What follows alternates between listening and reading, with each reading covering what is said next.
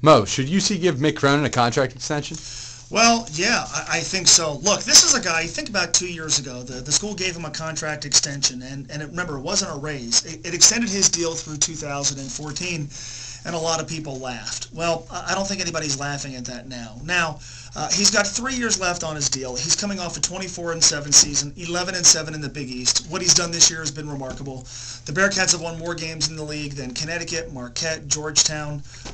It's been amazing. And now the next step, and a lot of people are talking about this, is, you know, you have to figure out a way to get a better caliber of recruit. You have to capitalize on the success this year.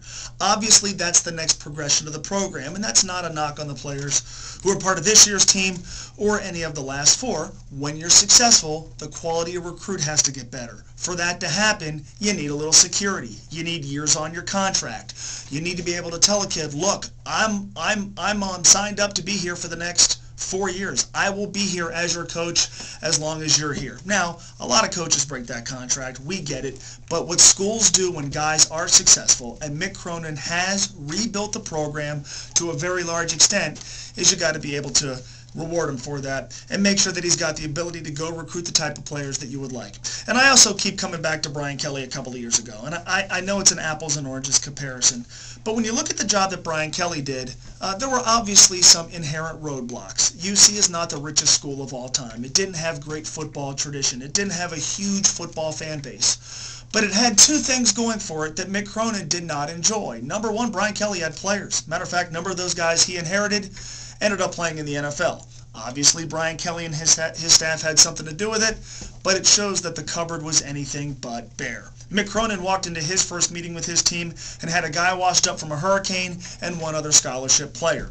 Also, Brian Kelly succeeded at the University of Cincinnati, and not to take anything away from him, it was the perfect storm, but he was dealing with a watered-down Big East. Louisville's program went in the dumper. West Virginia lost their coach. They went in the tank. Pittsburgh took forever to rebuild.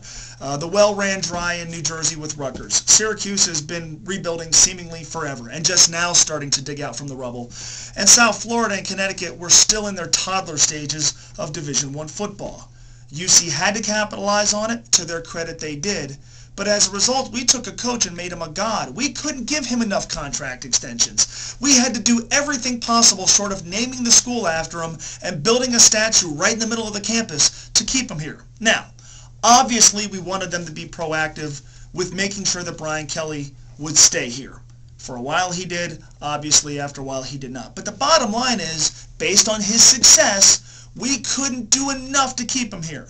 Mick Cronin has had success, and I think he's had to do a lot more internally, maybe not the marketing aspect, maybe not selling the program like Brian Kelly had to, but I think he's had to do a lot more heavy lifting with his basketball program to make them viable in a league that hasn't lost coaches like the Big East has in football, and on a team that didn't have any players, unlike what Brian Kelly walked into. If we're going to scream and yell that the school has to reward Brian Kelly, which they tried to do numerous times, I think it's only fair to examine the job that Mick Cronin has done, and I think if you do that, I think you're going to come to the conclusion that they should reward him for what he's done over the past 5 years, capped off with this remarkable season by giving him a contract extension.